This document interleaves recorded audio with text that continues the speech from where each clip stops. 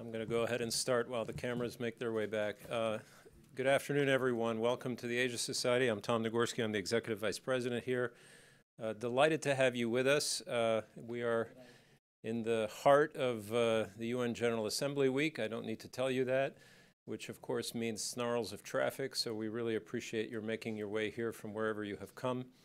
And it's like that even without the rain, so we really appreciate it today.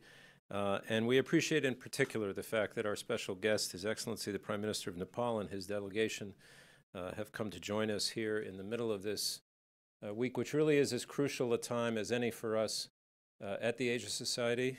Our moderator today, Kevin Rudd from the Asia Society Policy Institute, was just saying we are a home to Asia in America and Asia in New York, and I think that's most profoundly the case during this week, so we thank you. Just a couple of words about coming events here in the next few days before we get started. In this UN General Assembly week, we have 4 more top-level leaders from Asia coming as part of our programming before the week is up. There are still spaces available for programs tomorrow with the foreign ministers from the United Arab Emirates and from Singapore. Thursday morning, the 92-year-old gentleman who The Economist recently called the comeback kid of Asia, Prime Minister Mahathir Mohamad, back in power as Prime Minister in Malaysia, will join us. That is in the morning on Thursday. And at the lunch hour Friday, we have Pakistan's newly minted foreign minister. He'll be here in conversation with Vali Nasser from the School of Advanced International Studies at Johns Hopkins. I mentioned Kevin Rudd, my colleague here, former Prime Minister of Australia. You all know him, also President of the Asia Society Policy Institute. He is also a formidable moderator. He will moderate not just today's sessions, but all those others, apart from the Pakistanis, later this week. You can always find the latest on these events and others at asiasociety.org, and so I direct you there. Just one other program mention, which just came in our inbox today. We, on the 9th of October, we have our 5th annual Asia Game Changer Awards. Actually, Nepal has been represented very well in these groups of extraordinary people and achievers in Asia. We've had Dr. Sanduk Ruit, the great eye surgeon. This year we'll have Mira Rai, this extraordinary young woman who is an extreme runner, whatever that means, and seems to outclass all the men and thus inspire a great many young girls and women. That event is on the evening of the 9th. It's a big gala event downtown at the Cipriani space on Broadway. But that afternoon, we have a more informal public gathering here so people can get a chance to hear from and see them. And we've just confirmed that Indra Nooyi, who is our principal honoree, the longtime chair and CEO of PepsiCo, will be with us. But so too will be several people involved in that incredible rescue effort in the caves in Thailand. So we will have the Thai official who sort of coordinated the whole rescue. We will have the coach of those boys from the soccer team will be here, as well as one of the boys themselves. That's all in the afternoon of October the 9th. Enough about upcoming events. Let's get to this one. We were just saying also it's been a long time since a leader from Nepal has been with us during the UN General Assembly sessions. Too long. We hosted the Prime Minister of Nepal last in 2008. And our guest today, the Right Honorable KP Sharma Oli, is the 41st Prime Minister of Nepal, head of that country's first majority government in almost 2 decades. This is his second turn, as many of you know, as Prime Minister. He did a tour of duty, I guess you could call it, in 2015 to 16. He took the oath most recently in February of this year. The Prime Minister also serves as chairman of the Nepal Communist Party, the country's largest political party. He's long been a prominent figure in Nepal's political transformation and the peace process. The Prime Minister often articulates his vision with the phrase, "Happy Nepali, prosperous Nepal." And as you are all no doubt aware, that vision can sometimes run up against obstacles. 10 changes of government since the monarchy was abolished a decade ago. The devastating earthquake, of course, 3 years ago that took more than 9,000 lives. And it's a landlocked nation with 2 rather large neighbors, India and China. To that latter challenge, the Prime Minister adopts a policy of, quote, amity with all, enmity toward none. Prime Minister will give some remarks this afternoon and then be joined by Kevin Rudd. We'll leave some time for questions. I do want to recognize that these programs are supported and made possible by the Nicholas and Sheila Platt Endowment, named for our former president. We are on the record. This event, as others, is being webcast. If you would like to ask a question from beyond the room, you can tweet it using the hashtag AsiaSocietyLive, and that hashtag can be used by anybody in this room as well. Without further ado, please, a very warm welcome to His Excellency, the Prime Minister of Nepal.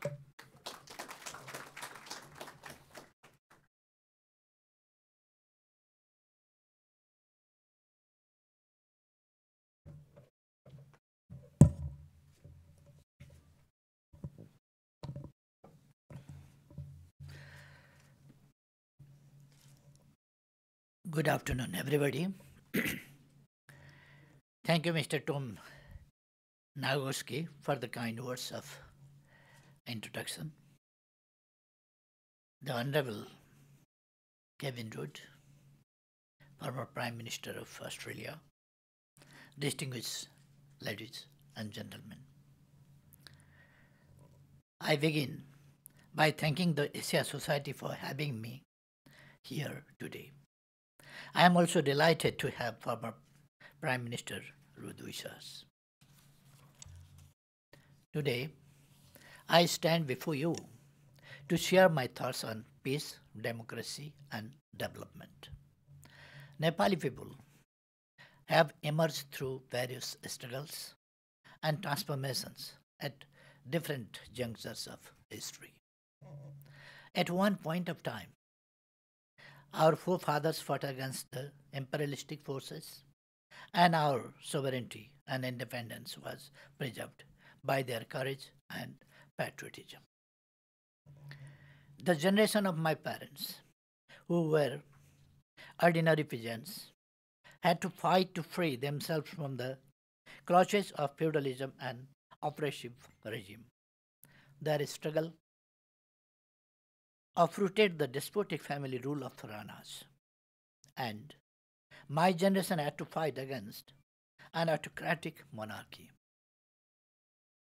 This was our final assault on an illiberal and undemocratic regime.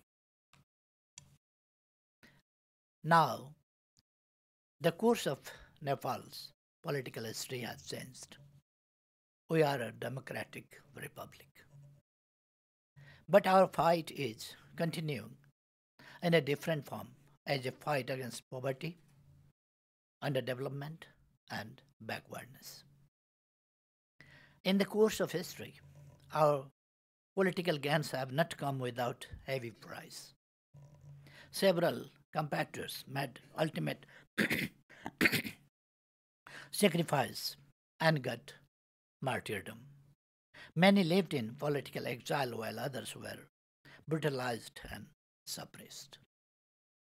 I feel a bit emotional when I recall those dark 14 years that I spent in jail, including 4 years of solitary confinement. My crime was that I fought against autocratic regime. But this never deterred, rather emboldened me to continue the struggle. Ladies and gentlemen, as a result of our sustained struggle, democracy was restored in 1990. However, our fight for full-fledged democracy continued. We had never relented in our efforts, nor was there any complacence towards our ultimate goal of progressive democratic republic. An armed conflict that began in 1996 was successfully resolved through a peace accord signed in November 2006. Key to this process was the famous 12-point understanding forged in November 2005. I was among those who played an important role in forging consensus to advance this process and bring the rebellion force to a negotiating table.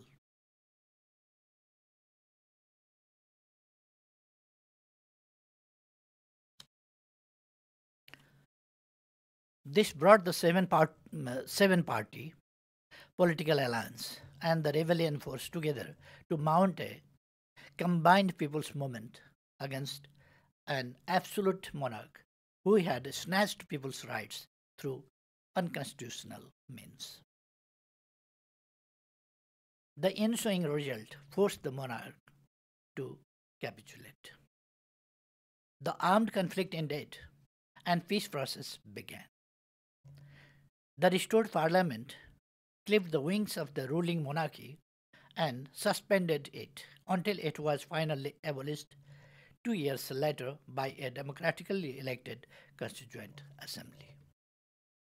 The Constituent Assembly was highly inclusive, having representation from all gender, caste, tribal and linguistic groups, faith communities, cultures, geographical length and breadth of the country. Dear friends, after 7 years of consultations and deliberations, arguments and debates, demands and pressures, peaceful agitation and campaigning, a highly progressive and democratic constitution was finally written for the first time by people's representatives. As a leader of the second largest political party of that time, I had an important responsibility to steer the process to a successful conclusion. Finally, the Constitution was promulgated on 20th September 2015. It has finally settled the political issue that the country confronted for a long period of time. This was a watershed moment in the political history of modern Nepal. I believe that the future generations may not have to go through the similar course of struggle for rights and freedoms anymore. Through the Constitution, we consolidated democratic polity, republican order, periodic elections, universally recognized human rights, separation of power with checks and balances, rules of law, independent judiciary, and inclusive and proportional representation system. Implementation of the Constitution is as much important as its promulgation.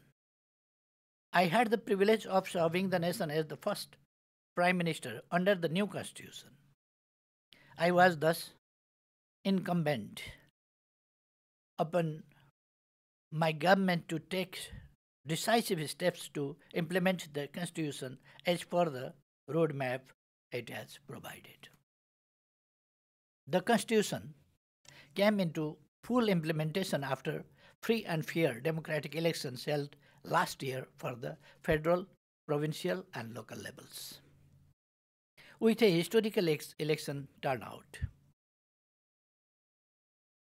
turnout, the elections resulted in 41% of women's representation and formation of stable and democratic governments at all three tiers of the federation. The government I had enjoys 3/4 support of the parliament. The policies and programs of my government were unanimously endorsed by the parliament and exercised seen rarely in the competitive democracy. This proves that the fellow Nepalis repose trust in our leadership and our ability to deliver. Dear friends, we steered a successful peace process through inclusive political dialogue and deliberations and a spirit of accommodations. Ours was a homegrown, nationally led and owned peace process. In the process, we managed to reconcile competing demands and aspirations of our diverse population. We ensured equal participation of all stakeholders and heard their voices. We recognize the important role of women in conflict resolution and peace process. We transformed state structures and institutions to mirror the mosaic of our society. And we brought the government closer to the people through restructuring of the state. The major thrust of the peace process has been to promote reconciliation in society, healing the wounds of conflict period. Ladies and gentlemen, I have a clear vision for the development of the country. I am aware of our strengths, challenges, and limitations. To sustain the political gains and deliver on the development dividend to our people, my government has set a long-term goal of prosperous Nepal, happy Nepali. To realize this goal, we must eradicate poverty, eliminate inequality and discrimination, create employment opportunities, ensure social justice, promote good governance, and ensure effective service delivery.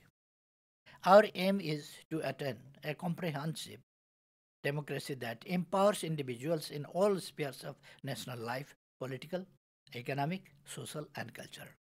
I have a conviction that full realization of SDGs makes this possible. Nepal is a resource rich country, but the level of development is well below our potentials. This mismatch must come to an end sooner than later. We have identified the drivers of economic growth. Drivers of economic growth. These include no other vital sectors than agriculture, energy, industries, transport, infrastructure, information technology, tourism, and urban development. For making economic progress, sustainable parallel attention will be given to the climate change mitigation, adaptation, and preservation of biodiversity. Nepal is safe for foreign investment. The government remains committed to further improving business and investment climate in the country.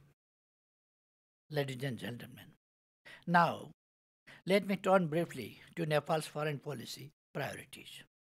Nepal is the oldest independent state in our region, with her own distinguished and glorious history. Amity with all and enmity with none remains at the heart of Nepal's foreign policy. This is inspired by the principles of UN Charter, Panchashil, non-alignment, international law, and norms of world peace. We enjoy cordial and friendly relations with both our immediate neighbors, India and China. Economic growth and prosperity in neighborhood offers us a promising prospect for the development of our country. Our relations with major powers and development partners have been all along cordial and friendly. We would like to further develop and expand our cooperative partnership with them. Extended neighborhood and labor destination countries are also in our foreign policy priority. Nepal has been playing an active role for the promotion of regional cooperation under SAARC and BIMSTEC. On multilateral front, Nepal's effort will be directed towards promoting a rule-based, just and equitable international order in which all states, small and big, fulfill their international obligations in good faith and all countries enjoy equitable opportunities to fulfill aspirations for development and prosperity. Before I conclude, ladies and gentlemen, I would like to state that Nepal's commitment to democracy and fundamental freedoms is total and unflinching. The long journey of our political struggle is synonymous to the struggle for democracy. We will not allow any compromise on democratic norms, values, and principles. We believe that democracy, development, and respect for human rights and fundamental freedoms are interdependent and mutually reinforcing. With these words, I conclude my remarks. I would be delighted to engage with you all in the interactive discussion. Thank you so much.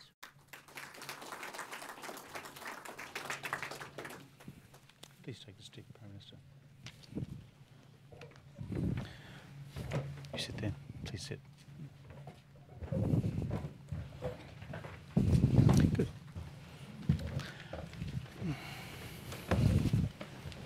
Well, Prime Minister, once again, welcome to the Asia Society. Thank you so much. It's good to have you in New York and great to have you here in Asia's home in America.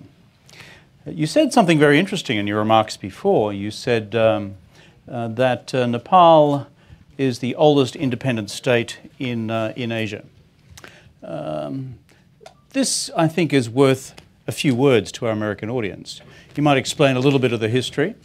I know in the days of the British Raj, you in Nepal gave the British a very hard time and stopped them at your borders.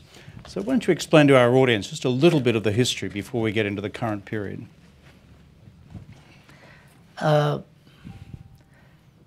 It's a matter of pride for us that Nepal remained always an independent country. When the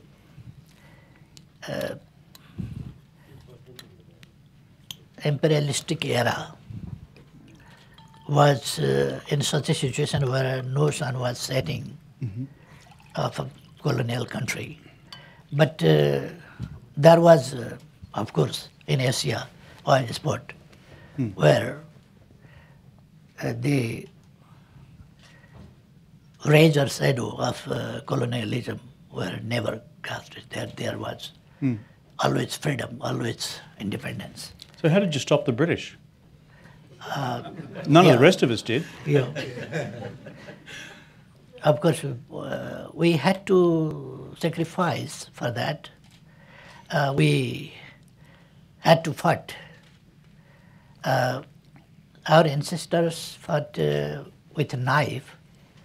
They are just knives and against the cannons and guns. But they resisted, and the country remained always sovereign. And we lost the war, of course, and we had to lose some territory of the country. And were compelled to reach an agreement, but the sovereignty of the country was again continued. It was preserved. What's a remarkable achievement across, let's call it, colonial Asia, where for 400 to 500 years, really, you had one country or civilization after another falling to the British or the French or the Dutch or the Spanish or the Portuguese. So, well done. Which brings us to the present period of politics and the remarkable period of the last quarter of a century. You had some return to democracy in 1990, and then a very tortuous path through to the promulgation of the new constitution of 2015. And then you have the elections of last year, where you were elected with a 64% majority on behalf of the Nepal Communist Party. I was told before that when you were nominated for the parliament, you had something in excess of 78% of the parliament in support of you, and for the government's program, when you put it to the parliament, with 100% parliamentary support. Now, why wasn't I able to achieve that in Australia? Tell me how you got to there with this extraordinary development of the Constitution over that period of time, and what stability do you think it gives the country for the future? We have not that very long history of democratic movement, but we have history of different types of movements. As we talk about the movement for sovereignty, movement for independence, etc., and movement for social awareness and against autocratic regimes. But finally, in 1951, Nepal was entered into a new era after the downfall of Rana oligarchy, the family rule of the Ranas. And after that, there was again tug of war for the power between the political parties, democratic forces, and the monarchy. The monarchy was still over there. And in 60, again, the monarchy took over unconstitutionally and forcibly. The democracy was again, the absence of democracy was not accepted by the people. But for 30 years again we had to fight. And we were watching the ups and downs of the global movements and achievements of the democratic movements and failures of different types of ups and downs. And with this experience, we launched a struggle for democracy, for the cause of democracy.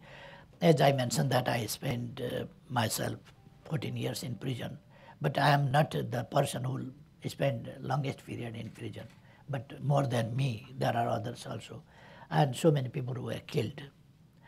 And after that, we formed an alliance between different types of parties who believe in democracy, who are against autocratic regime.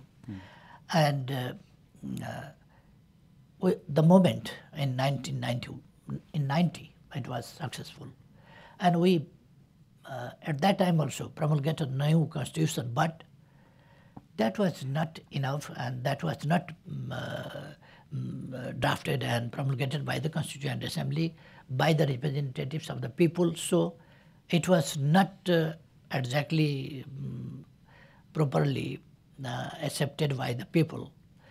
People were willing to promulgate the constitution by themselves, by their representatives. And we did that after some years. But during this period, we had some rebel groups, and there was violence, and there was different types of struggles. And finally, as I mentioned that in 2005, there was 12-point understanding between the rebels and the democratic forces. It was particularly against autocratic monarchy, autocracy. And then we got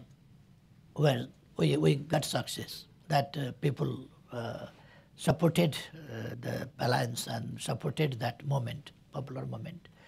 And in 2006, April, as I mentioned in my speech, that there was a new turning point. The dissolved parliament, which was dissolved by the, unconstitutionally dissolved by the king, was restored, and that clipped the power of the king. And after that, Constituent Assembly elections took place, and the first Constituent Assembly failed to promulgate the constitution, but it gave one very important contribution to Nepalese politics, that is, that ended the monarchy and declared republican, one thing. And but we had to again go to the next election for Constituent Assembly in 2013, and that promulgated the constitution within 20 months about after the elections. But there was another problem. In April 2015, when we were going to promulgate the constitution, draft the constitution, we were at the final stage of the drafting of the constitution. At that time, the devastating earthquake took place. 9,000 people lost their lives. 23,000 people were wounded, and 900,000 houses and monuments, etc., were destroyed. In such a situation, even then, in September 20, we promulgated the new constitution from the Constituent Assembly. And our at the same time we abolished monarchy. At the same time we settled the problem of conflict. There and we managed the arms and combatants of the rebels and promulgated the constitution, and then new government was there, and I got opportunity to lead the government, and with a feeling of accommodation and addressing the demands of the people. Of course, there were some differences, and of course there were some differences and class, we can say not class, but differences, and on the question of interest, and interest groups were of course active to insert their interest inside the constitution. That was very usual, but more than, even in such a situation, more than 92% of votes were in favor of constitution, and later on there was unanimously the constitution was accepted, and all the forces took part in the elections. Bringing together the Nepali Communist Party must have been a challenge. Previously you have Maoists, they're a revolutionary party, and that is, you obtain political power through the barrel of a gun. I've read the history of the communist movement, and back in the days of the Third International, we split between parliamentary parties and revolutionary parties. And then there's this democratic parliamentary tradition of communism also in Nepal. How did you manage to bring these two things together? Not easy. In my opinion, the world is very dynamic, everything is being changed, and in the history, America raised weapons time and again for different regions. And in the course of democratic movements also in different parts of the world, democratic forces neither left nor either left or right, there was no difference. But for democracy, for their causes, there is weapons in history. So only the Maoist party isn't single party to raise the weapons. But Nepali Congress and other political parties also in Nepal raised weapons against Rana oligarchy and other autocratic systems different times. And the people, when the constitutional ways and peaceful means and ways are blocked, and the voices and interests of the people are suppressed by the force, then people tolerate for some time and they retaliate after some time. That was, I think, we resolved, we settled the problem of violence, and that is important. We don't want to go back to the history, but more than that, we want to bring change in the society. There was violence, people were being killed. Yep. And the situation is now changed, and that is important. Situation is changed, and there is peace. Combatants are inside the, some of them are inside the army. They are included, accepted in army, and some of them were, they went back to their own jobs. Even they got some incentives, and weapons were handed over or destroyed. So now the political party completely gave up the policy of violence. Yes, of course, sometime, once upon a time, they were telling that political power comes out from the barrel of the gun. They were telling like that, but now they say that from the ballot it comes, and they are getting everything from the ballot. That's a very good change in slogan. Actually. Yeah. From the barrel of a gun through the ballot box. Yes.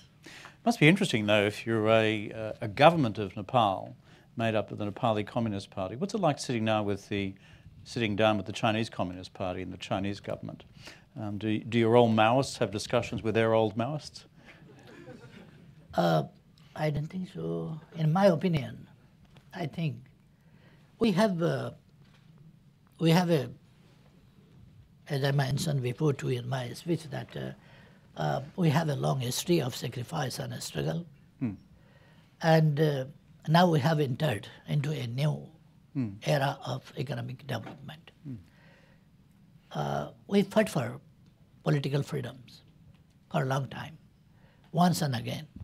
But now, there is constitution, there is system, there is elected government, there are three tiers of governments, and the turnout of the votes in the elections was very excellent, more than 70%. At the first round, there was more than 80%, and even in the last round, there was more than 70% turnout of the votes. So people are enthusiastic in this political change, and we have completed transitional phase. And now our focus is to, as I said, that we have friendship with all, no enmity. No, we have just friendship, and we have very good relations with Chinese Communist Party, with Democratic Party of USA, Republican Party of USA, with President Trump, with Xi Jinping, with Mr. Modi, and others. Well, that covers three very interesting bases. And we want to get support from all for our development. Yeah. We are working for, we have established government now, majority government, and now we cannot wait for a longer time. We have to eliminate poverty, we have to meet SDG goals within 2030, we have to meet our target of graduating our country from LDC within 2-3 years, and we have to bring fundamental change in our society economically. So we focus our efforts, our resources, our strength for good governance and for economic development. But it's not enough. It will be late if ourselves we do. So we need support and cooperation from our friends as well, from south, from north. It means from India, from China. We have very good relationship with both of. We don't care about the colors. That's a good approach. Well, congratulations on the political achievement. Politics is hard, and you've suffered a lot personally. And bringing about a democratic constitution, given the complex history, is no small achievement. But as you've just said, you're going on to look at the future. You've got a new national economic development strategy. You have 30 million Nepalis across a vast country in terms of its mountainous terrain, challenges of transport infrastructure, of telecommunications, of education, of health services. Give me a sense of your development strategy over the next 4 or 5 years. And as you said, where are you now seeking international investment?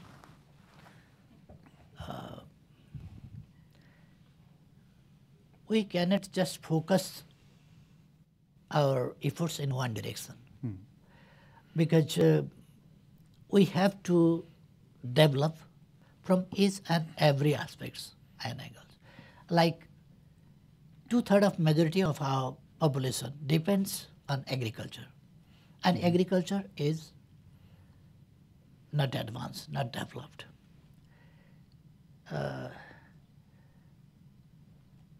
So we have to modernize our agriculture, commercialize our agriculture, and mechanize. And by this process, we have to bring the people out from agriculture to the industry, maybe a small industry, agro-based industries, and others. And in service sector, in tourism, in commerce sector, we have to bring the people out from agriculture, because that huge number of population is not necessary for the agriculture sector. And without modernizing, without mechanizing this sector, we cannot do this. So we have to give priority to the agricultural sector as well. And to bring change in the agricultural system, we have to increase production, agricultural products. We have to use new technology for the production, increasement of production. In this way, but we cannot just, as I said, that we cannot give priority just for one area. But at the same time, for infrastructure, for connectivity, for IT sector, and for establishing industries, and to bring balance our business, our trade, which is quite unbalanced in a balanced situation now. We have to bring in positive direction to this. For that, we have to increase production. We have to produce export items. We have to lessen our import items. In this way, we have to work in different areas. For that, we have to prepare our human resource, formal education, and as well as vocational trainings to the relevant people. Whatever job they do, their skills and trainings they must provide it. In this way, and another way, that we have to invite foreign investment as well, so that we are trying to create such an environment where foreign investment is attracted to come. One of the projects which has attracted some controversy in your own country is the major hydroelectric dam. From memory, I think it's about 1,600 megawatts. It's a big dam. Was suspended for a while and then has been recommenced. I think there's a Chinese construction firm, from memory, Gezhouba. Once built, this, as I read it, this dam would double the installed capacity of your country. So where's that project up to? How important is it, and how controversial does it remain within your country? Some months before, when Indian Prime Minister Mr. Narendra Modi was visiting Nepal, then me and him both inaugurated the Arun III project. That is 900 megawatts project that we lay down the stone, not inaugurated, lay down the stone. And that is in progress, and that will be the first big project and to be completed. And similarly, we are inviting investors from all over the world. And we are giving attention to reach in power purchase agreement with different countries. And during some 1.5 months before BIMSTEC summit, we signed agreement about cross-border transmission lines, where we can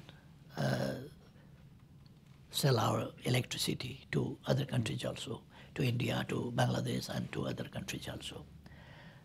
And in this way, countries now can invest in Nepal and hydropower sector because they can sell the electricity to other countries also. And ourselves, we need more electricity. There is even now shortage of electricity, and we are also, even now we are buying about 400 megawatts of electricity from India. And of course, you asked about the Budi Gandaki, that is one project. We decided to study. The project was awarded to Chinese company Gajawa before, but I don't know why that was again terminated. And now again Gajawa applied to work, showed the interest. And we said that, okay, we'll study. And for study and to have talks with Gajoba company, we decided to give authority to the Ministry of Energy. And that is beneficial for the country. And there is no controversy.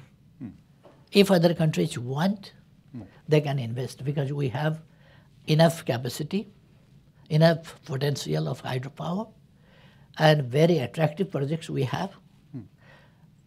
They can invest. So for other countries also, other investors also, if they want, there are projects ready to. And if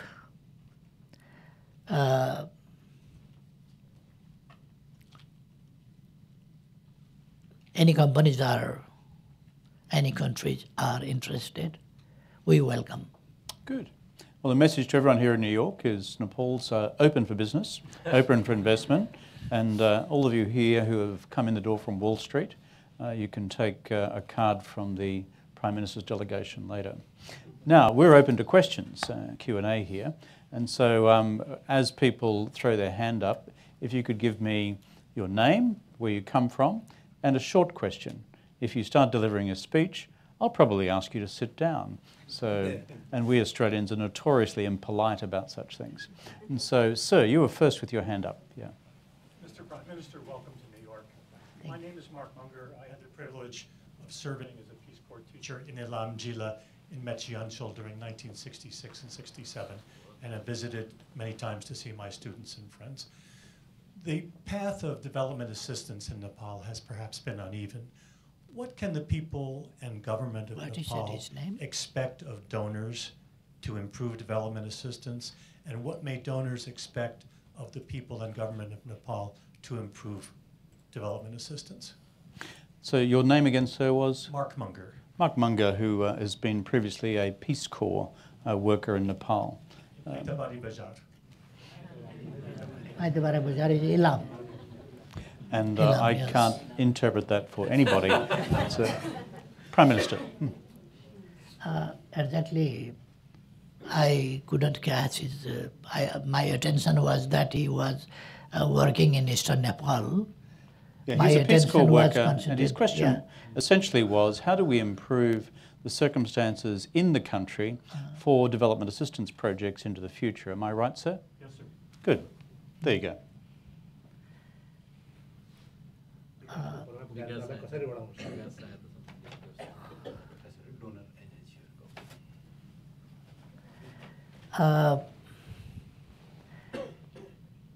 I would like to thank the US government, first of all, for MCC project. Very attractive project. And before I left Nepal this time, Cabinet decided that project is a project of national pride that MCC is launching. Of course, our friends from all over the world, different countries, are supporting us. As you mentioned that you were a Peace Corps volunteer in 60s. And Ilam, at that time, perhaps there was no motorable road. Perhaps you had to go by foot from Japa. Since then, our friends are supporting to cooperating, supporting, donating to Nepal for its improvement. And now, the situation is completely different. when you were in Nepal at that time, the campaign was being launched by the US government to eradicate malaria in Tarai and plain lands of Tarai. But now the situation is completely changed. The level of education, level of skills, and level of economy, and mostly the political situation and social environment in Nepal is completely changed. Before, if a foreigner appears somewhere in the market or in the district or in the village, people were coming to see them. But now the situation is not like that. So many foreigners are wandering here and there, and that is not nothing new for the people of Nepal. And the political situation is very favorable because there is democracy, there is transparency, there is accountability, and the government is committed to develop economically, and for that, as I said, that we are concentrating our entire efforts, strength, and resources for economic development. For that, good governance is like prerequisite as we thinking, and we are trying to convince our friends to support us in this crucial juncture, in this important juncture, that if we proceed and take a speed, then we can go ahead. But now we are starting. So we have to gear up. In such a situation, we need assistance and cooperation. And as well as investment. And if there is anything, the investors know what type of environment we have to create for investment. What is their demand? We can talk to them, and we can try our best, or will, of course, create the situation, favorable situation for the investment too, in each and every sector, because we have in agricultural sector, in educational, in health sector, in hydropower sector, in other tourism sector, in hotel sector, in there are so many sectors we have to develop. So support in education, in health, and in other areas as well, and investment as well in each and every sector is needed. Now, I'd like to encourage women in the audience to get their hand up as well. I like to keep a gender balance flowing here. A lady at the back, that's you, ma'am. Thank you, Prime Minister. We cannot hear, I'm sorry. No, we'll get you a substitute microphone though. Try it one more time. Hello. Namaste, everybody. My name is Sherry Ona. I've had the good fortune and opportunity to serve as co-founder and program coordinator for Dance Theater of Nepal in New York for the last 20 years. My question is short. It's two parts. The first part is, in view of the development that is obviously important to every country, how is Nepal responding to the kind of disaster capitalism that millions of Americans have agreed is destroying this country through horrific brutality in factory farming, causing terrible climate change and the rest? There are a lot of investors in there doing terrible things Next all over question. the world. Yeah. Second question is, we know that education and health are very important challenges here and in Nepal. What steps are being taken in terms of curriculum to teach very small children, teens, students of all ages, that the caste system is dead and is antiquated? Okay, thank you for that. So there's a good sharp question for you. Thank you very much. Of course, we are talking about the economic development, but it doesn't mean that we do not care about other aspects and consequences of economic development. And we are not giving a stress on economic development alone, but as well as being aware of the environment. And we do not exploit the earth beyond its capacity and destroying the balance of the ecological system and the environment. We are careful about that. And particularly we have to be careful because we are a mountainous country, and the climate and weather produces the mountains and the ocean produce the climate and weather. So it's very important that I want to make clear about our vision that we are mountainous country, so we are not talking for our own interest, but it is not only interest of our country and our people and our area, but the question of climate change, global warming, etc. is related to the ocean and to the mountains. And we have mountains, and mountains, I used to say that some 15, 20 meters thick ice, our 30% of land is shouldering it. 15 to 20, 25 meters thick layer of ice. Why?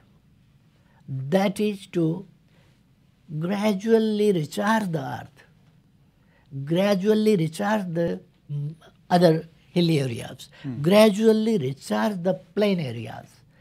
So, if, and there is another aspect, if the seas are polluted, then the cloud goes up with the acid and pollution, and the acidic snow or water or rain falls on the mountains, and the ice cannot remain there. It means the recharge system of the earth and natural cleaning system of the earth is destroyed. It means there is devastation in the future. So while we are giving importance to the question of economic development, at the same time, carbon emission and other so many areas we are giving attention. So renewable energy, we are giving stress. And as we talked before about the high dam project and reservoir project, it is necessary not only for the production of electricity, but also to maintain the temperature of the earth, to control global warming system, which is increasing very seriously. And this morning we heard that the Secretary General was raising this question very seriously, the question of global warming and the climate change. So we are aware of all these things. In the first question, I would like to be assured that Nepal is very seriously working and trying to draw the attention of the world on this question. And this question should not be left alone on us because we are being a mountainous country, but others also should share this important question. And second, as you said that the question of health and education, of course that is very important, and I want to make it clear that the social values and norms and social system, family system, and the relationship between people and people is a little bit, we can pride of our civilization, of our social system, of our culture, and our combined family system as well. 4-5 generations live together in one house. And in our ethnic groups, so many groups are like such. How many members you have in your family? If we ask them, they say that 135. They ate in the same pot, in the same kitchen. They live in different huts, but the yard is same. Around they have huts. And It's bigger than your average Irish Catholic family. so our education is based on our glorious past and very important and valuable present social systems. And we look forward and go ahead with modern scientific and technological knowledge as well. So we gave slogan, prosperous Nepal and happy Nepali. Prosperity itself is not enough to get or to make the people happy. People cannot be happy alone with prosperity, but there must be atmosphere of that sort of atmosphere where people can be happy. Otherwise, we may have enough property or money, but if there is threat of life or there is humiliation, there is discrimination, then we cannot be happy. So a civilized society with prosperity. Prosperous and civilized, so that prosperous and happy. We didn't say that just prosperity, but prosperity and happy. Prosperous Nepal, happy Nepali, that the slogan we coined. We had thousands of years before, our ancestors told that they chanted some mantras. Sarve bhavantu sukhinaha, sarve shantu niramaya in Sanskrit. That was some 4,000-5,000 years before they said that all should be all happy and fearless, prosperous. That was the slogan. I'm looking at your ambassador because our time has actually passed, but I'm going to ask if we've got time for 2 more questions. Nod or shake your head, whichever is appropriate. They're nodding happily. They look prosperous as well, so they're prosperous and happy up the front here. Now I'm going to take the lady here, and there's a gentleman who's in the middle of the back there. That's you, sir, behind the chap in the salmon cap. So you first, ma'am, and then back to you, and then I'll wind up. Thank you, Prime Minister. My name is Jean Nguyen, Voice of Vietnamese Americans. Would you kindly share with us the secret of the communist parties in Nepal? How did your communist parties have so many different parts of communist parties in it? And how did you work so well to be so successful compared to many other communist nations in the world? And I admire you, and I wish you all the best. There was a saying that people should call your country a social democratic society rather than a communist party. Would you agree to that? There's 2 good, sharp questions for you, Prime Minister. Thank you very much.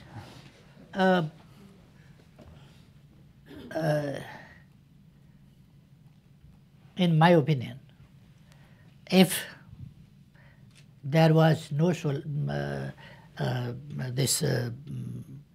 solar system, then the meaning of universe would be nothing. If there was no Earth and solar system, the solar system would be meaningless. If there was no life in the Earth would not be perhaps meaningless. And among them, human being and the human brain is the most important thing in my opinion. But we diverted a little bit, sometimes giving unnecessarily importance to our interest and selfishness. So we knew to make differences and quarrel, but forgot to work together and live together. So we have started a new campaign. Let's work together, live together. Listen others. And if there are differences, okay, there are different heads, different minds, there may be differences too. So we can tolerate those, and tolerance, coexistence. And our country is a country of diversity from highest peak of the world, and within a very short distance of about 200 kilometers, there is low land just a few meters above the sea. In such a situation, we have social and other diversities also, biodiversities, and so many diversities. So our country is the country of diversity, and the diversity teaches us to live together. We have mountains. If there were no mountains, then there would be no life. No rivers without mountains. No fountains, no streams. And if no rivers, no stream, no water, no ice, then there would be no life. So we knew mountains are high and the plains are low, but they are interrelated. So I think that we have to tolerate each other, listen each other, respect each other, work each other, and live together. This is particularly my principle, so that I tried my best to bring together all the diverse opinions and interests in one place. Common opinion for the nation, for the people, and for the human beings, for the betterment of, for the nation, for the people, and for the human beings. That is the idea. Very last question is a chap up the back in the middle. That's you, sir. Yep. Thank you. Can't hear you.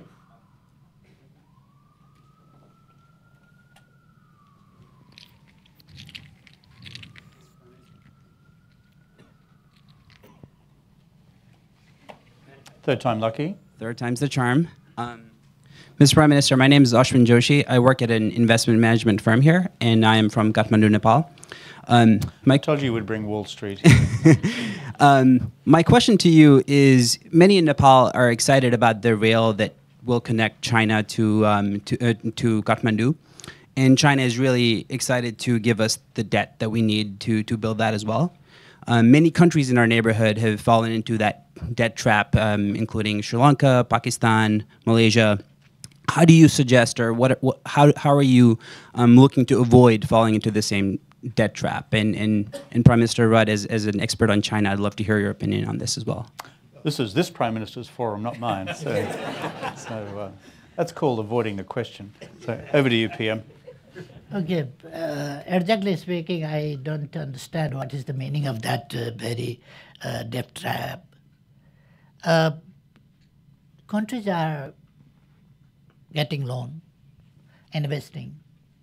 We need in very cheaper rates. Loans we need, of course, and we invest. To save us from debt trap, if there is any country, any bank, to provide us without any interest, we welcome that. Otherwise, there is no way. We need money, we need investment, we need support, and not only without interest also. If countries can donate us, being based on our priority and our necessity. Otherwise, we do not accept. With our priority and necessity, if somebody donates us, that's welcome, must welcome. If not, without interest, again welcome, and in cheaper interest, that's good.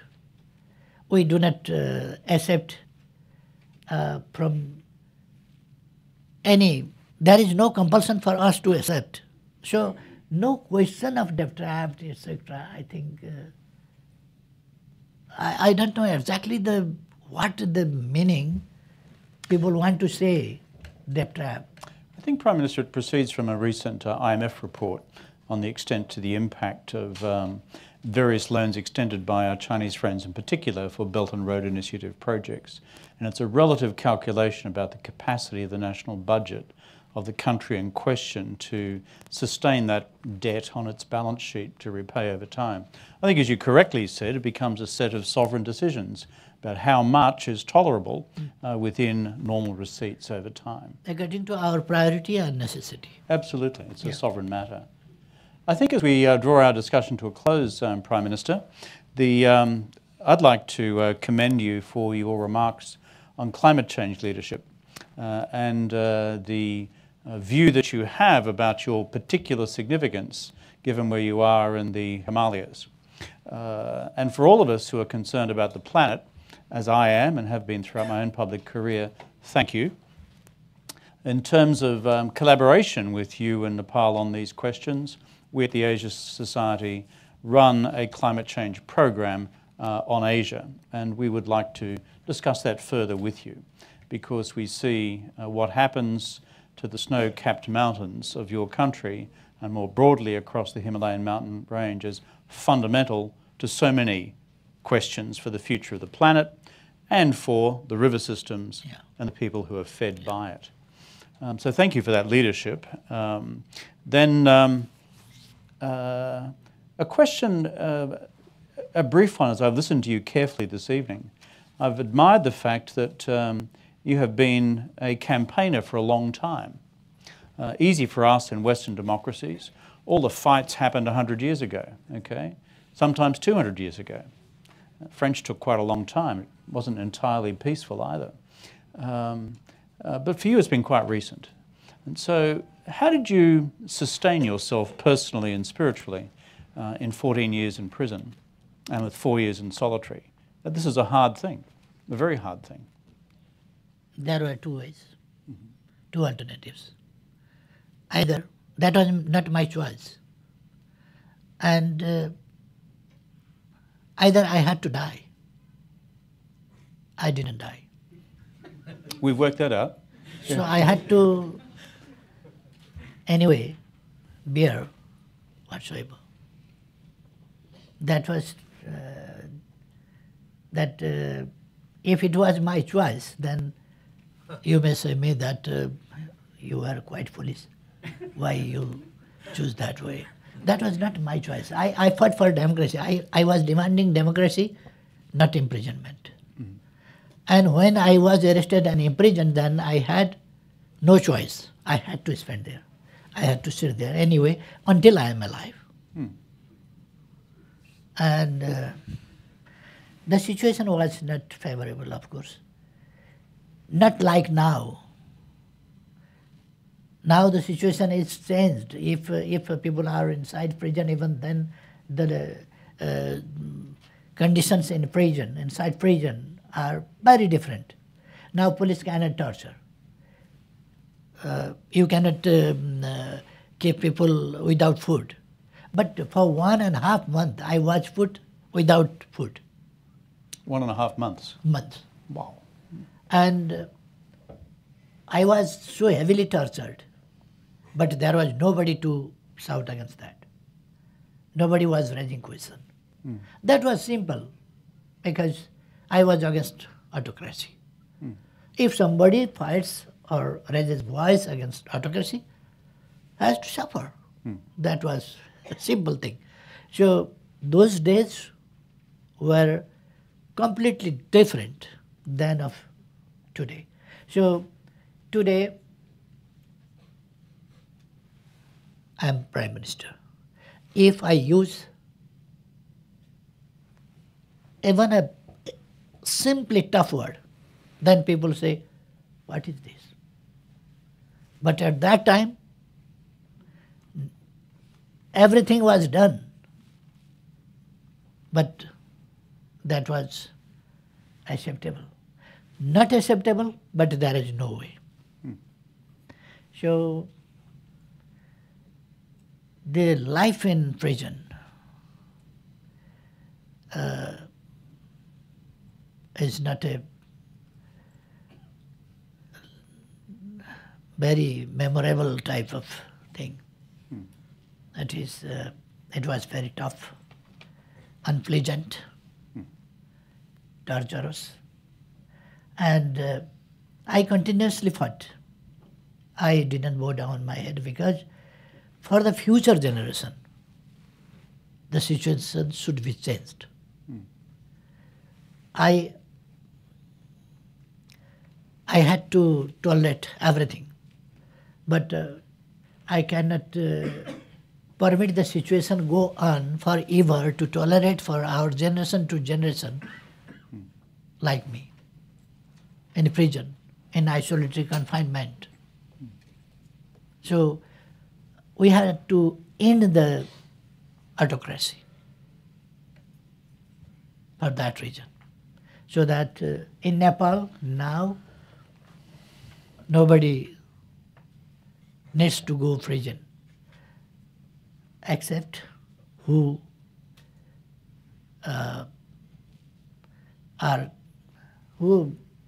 commit social crimes, etc. For that, law and order, to control and to provide security and protect the rights of the people, to control crimes, control drugs, control torture against women, control other unsocial activities. Only people are punished, and that according to the law of the land. Well, ladies and gentlemen, could you please express your thanks for the attendance of His Excellency KP Sharma Oli, the Prime Minister of Nepal. Thank you, Tim. And thank you for coming to be with us, the Asia Society, this evening. We've got other things happening in the week, as Tom Nagorski mentioned earlier on. Visits by the Foreign Ministers of Singapore, the Foreign Secretary of the United Arab Emirates, and Dr. Mahathir Mohamad in conversation with me on Thursday morning. That should be fun. Look forward to seeing you at our future events. Good evening to you all.